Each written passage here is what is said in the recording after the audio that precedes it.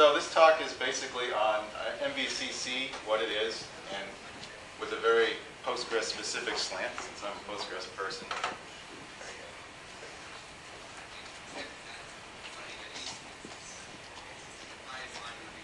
Just figure out how to get to the next slide. That's good with a single click.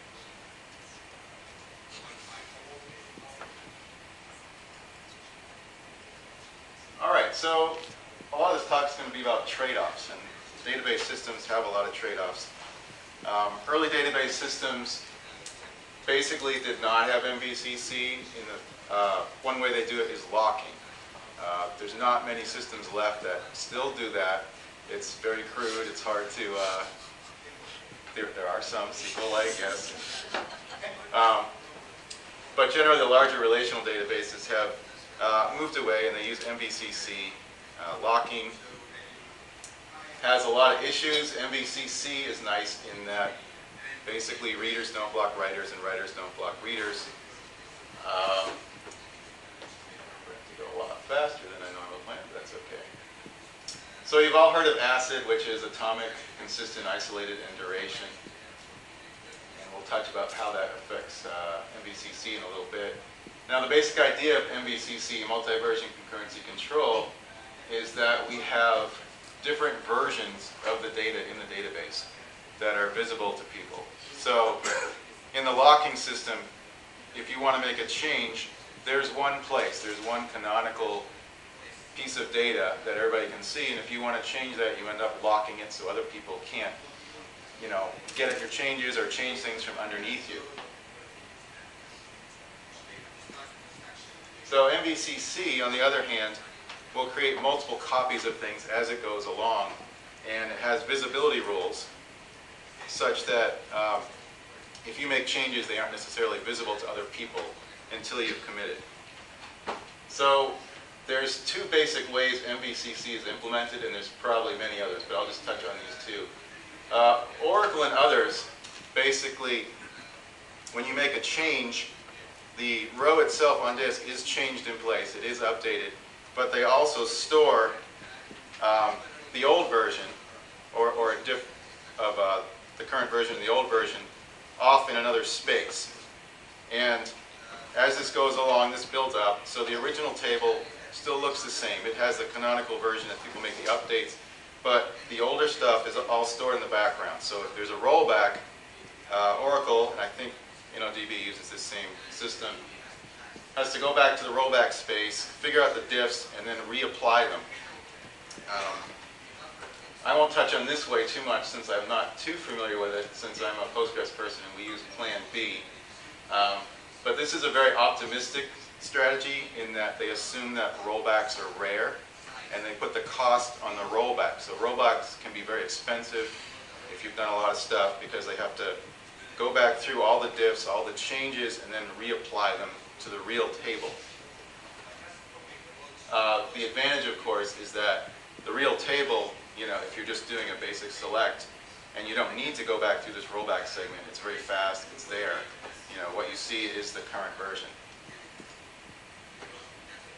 Postgres, on the other hand, and probably some other databases as well, does not have rollback segments and things like that. What they do is they keep all the changes in the main data structure itself for the table, and they will create, if you're doing an update, 2 new versions.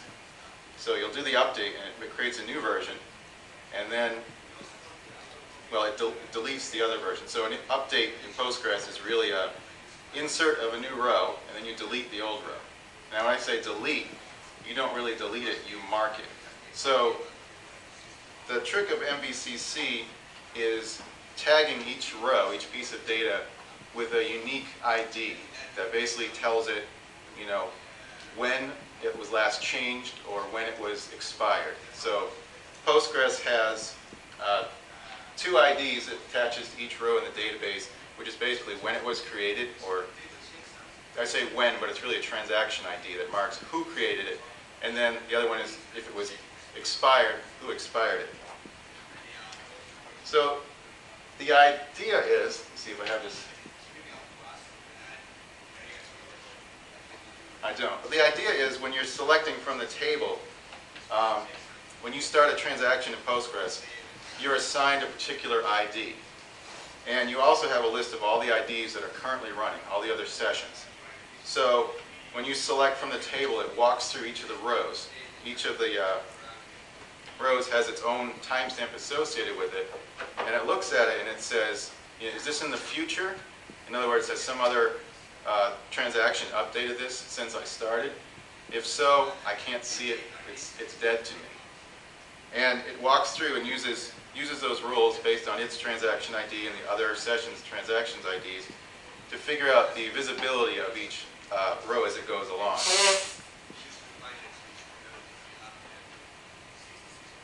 Should go back one. So this works out pretty well. The big disadvantage for Postgres is that it causes a lot of bloat, because over time you have all these deleted tuples or deleted rows, and there needs to be something to clean it up. So over time you have a 20-row table, but after you do a bunch of updates, internally it could be 1,000 rows. There's still only 20 rows visible to any particular transaction. But bloat is definitely one of the prime disadvantages that Postgres has had to deal with, in particular with Mvcc. And I should point out that other systems have the same problem, it's just in a different space. There's always a trade-off with Mvcc. The ones that have the rollback segment, they also have to clean that up eventually. You know, eventually your transaction ends and everything's fine, and so you have these rollback diffs and everything else that are just sitting there that they're never going to be used again because everybody's moved past that transaction point. But you have to clean them up, and that's one of the trade-offs that everybody faces. I'll skip over this in the interest of time. Hopefully we are basically familiar with these. So as I said, an update in Postgres is really inserting a new row and then marking the old row as deleted.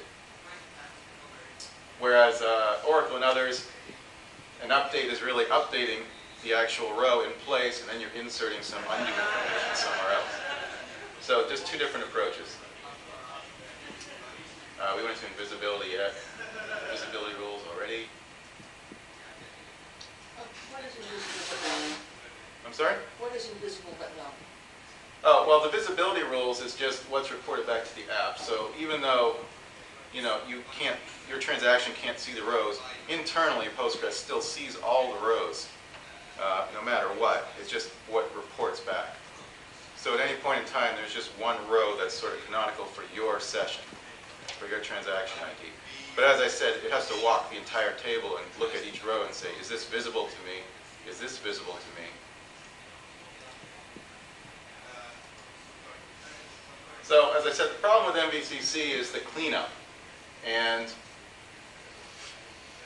you know, once your transaction has finished and your row becomes canonical, the actual data for all transactions moving forward, you still have a lot of old crud that you need to get rid of, which is the old versions. So in Postgres, one of the crude ways we have to clean up index bloat anyway is reindexing. But of course, vacuum is our infamous 900-pound gorilla that continues to haunt us, although it's getting better. So vacuum is Postgres' way of doing the cleanup. Other systems have similar things called sweep and other things, but they all are basically cleaning up the old versions of Mvcc. Postgres decided not to clean things as it goes along in the interest of speed. So when it's doing its Mvcc and someone inserts a row or updates, it doesn't bother looking at the row and saying, is this dead? We can get rid of it. It postpones all that in the interest of, you know, the person doing the updates and everything else just wants the changes to go as quick as possible. And the philosophy here was we can postpone the cleanup until a later time. Like, you know, you can do it on your schedule so the DBA can say at 2 a.m. I'm going to do vacuum and get rid of all these old versions now. So that was an early choice, a trade-off that Postgres made. That wasn't always a good one because Postgres can bloat very quickly. And when I say bloat, it just means there's lots of old versions of Mvcc rows around. So your indexes get huge, your tables get huge, and it takes a longer time to parse through them. You keep full back versions, not differences? Correct.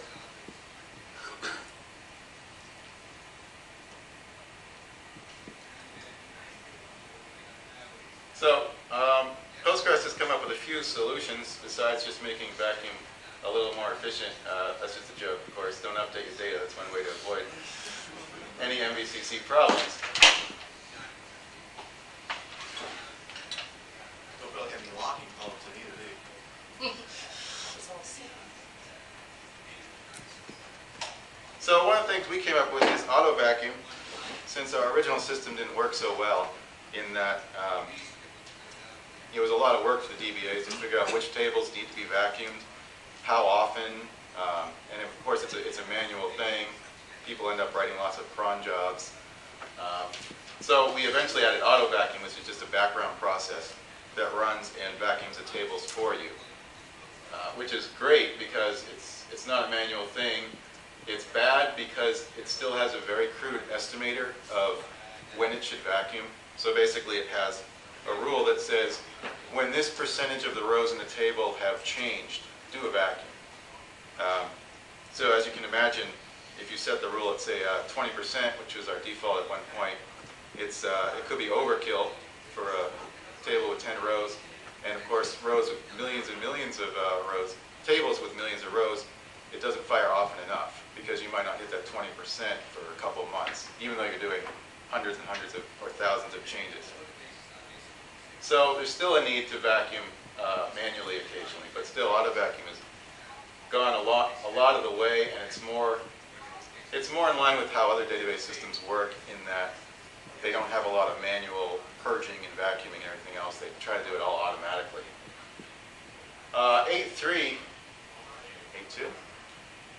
8.2, introduced a concept called HUT, which is heap-only tuple, to Postgres, which helps a lot. And I probably won't get into it too deep, especially since this is not a Postgres conference. But I want to touch on indexes really quick, which is another trade-off Postgres made for Mvcc. Now, the visibility info I mentioned is stored in the tables. It is not stored in the indexes. So when you're doing an index scan, Postgres has no idea, there's no visibility rules at all in the index. It doesn't know if this particular item is still visible to you or not. It has to take that index, go back to the main table, and look up the row and say, is it still visible?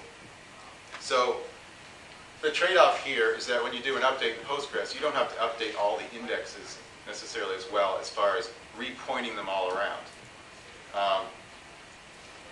The disadvantage is twofold. One, we cannot just query the index and get the values. We always have to go back to the main table to check the visibility rules. That's a trade-off we made. I think we're still happy with it. But there is future plans for what's called a thick index, which is basically an index with visibility info on it. And that, of course, means updates will be a lot slower, but selects will be a lot faster. So HUT is actually a system of changes we made to how we rearrange things internally for the indexes. And the upshot of it is it's incredibly more efficient now to do updates and selects and everything else. Because in the past, anytime you updated the table, all the index pointers eventually have to be rewritten. HUT does a few things, one of which is if you're making an update to the table and you're not updating one of the columns that's indexed, Postgres no longer has to change the indexes at all. So even though the index points back to, for that column, points back to non-visible or dead rows, we now do internal pointers so the index doesn't have to change. In the past, if you had a dead row, the index would point to the dead row, and then when you changed, you marked that one as dead, and the new one's here, the index would have to point to the new one. And what HUT does now is it still points to the old one, but the old one now points internally to the new one.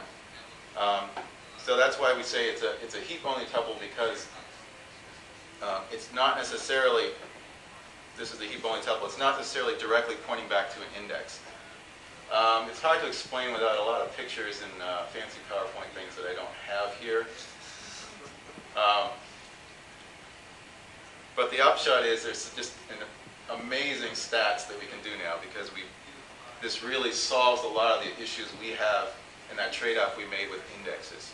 So Postgres is now incredibly efficient with indexes in particular. Let's see if I have future things. So one other thing we're trying to do in the future is a dead space map. And Bruce can correct me if I get this wrong, because I'm fairly new to this myself, but vacuuming in Postgres is kind of an ugly, expensive thing. We have to walk through the main table twice, and then you have to walk through the indexes one or more times.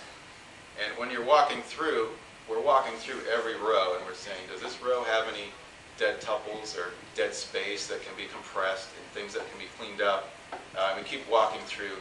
The idea with the dead space map is we have a bit on the page, which is just the memory structure that holds one or more rows.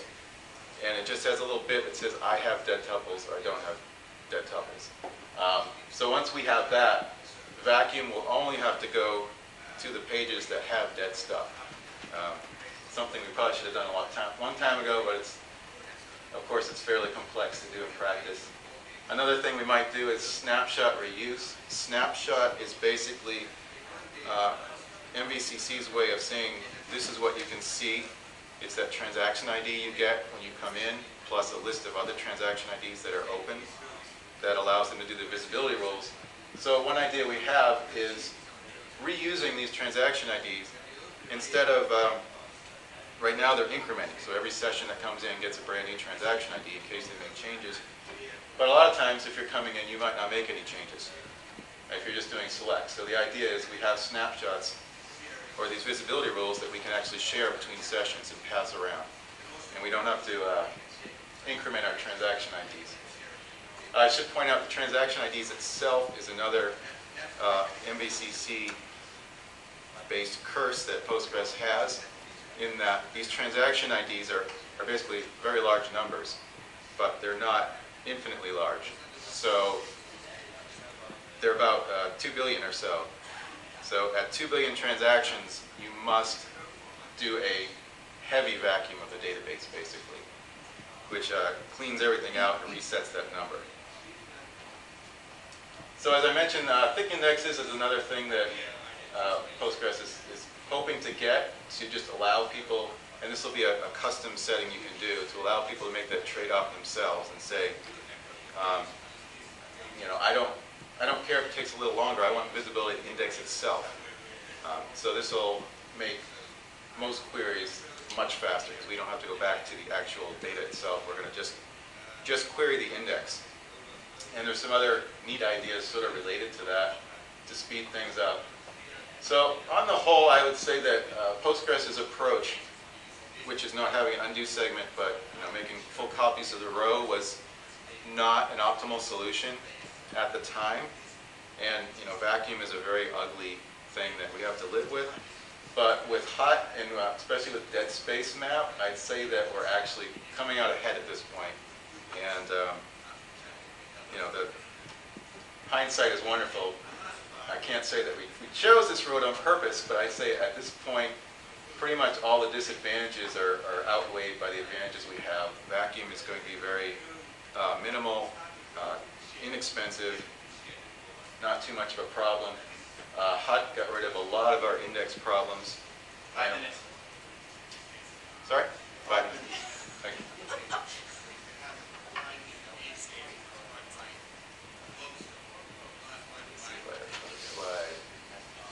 Oh, okay. I should mention the way we cheat. So, by default, Postgres is not strictly ACID.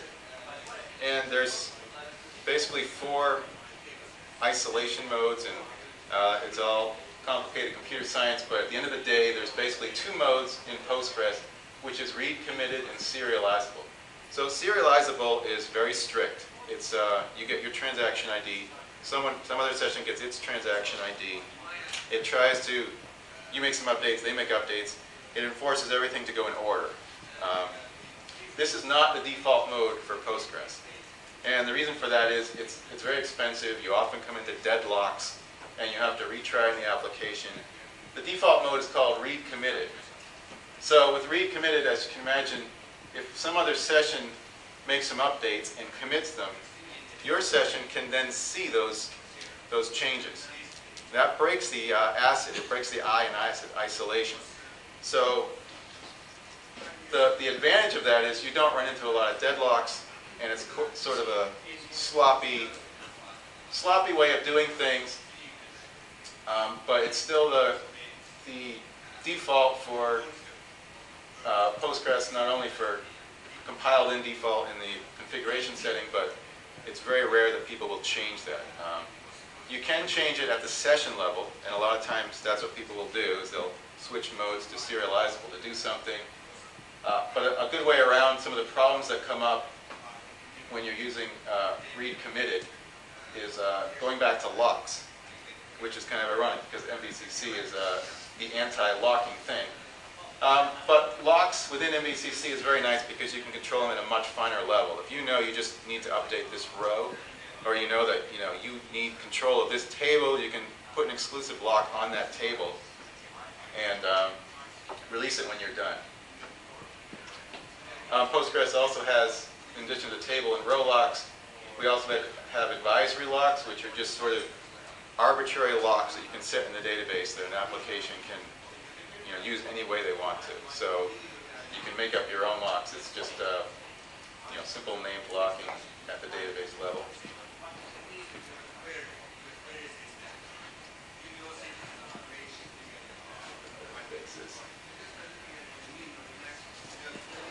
I think that's about it. I had a question, if anybody knows, like for instance, what system Firebird uses. Yes, sir. Jim wrote it. I'm maintaining it. I assume it's a rollback segment like that? No. A little bit of brief historical context. Mvcc came from RDBLon at DEC, which shipped in 1984. There it kept full back versions of records, but when you did an update of a record, it restored the old version and stored the new one in its place, which I believe is the opposite order in which Postgres stores. So the record, there's a record number which is constant for the existence of the record, regardless of how many versions you have. So you don't have to update the index. And the versions, you don't have to update the index. The versions are changed backward. That is, the newest is first, and the oldest trail off afterwards. So you chop off the tail, and you're not affecting anything that is in an index. And it's also based on cooperative garbage collection. So every time a record is visited, whether it's read-only or read-write, we don't care about the transaction. If the record has a back pointer, but the record is fully mature, it then garbage collects the old version. So as soon as a record is mature and is touched, it gets garbage collected. Interbase used the same scheme with an extra piece of complication, and that is, rather than storing the full back record, it took a delta between the old version and the new version and stored only the delta, which made the delta very, very small. They could be stored on the same page and reduced the cost of garbage collection to almost nothing. It was, however, beastly complicated. It took her a full year to debug it after that.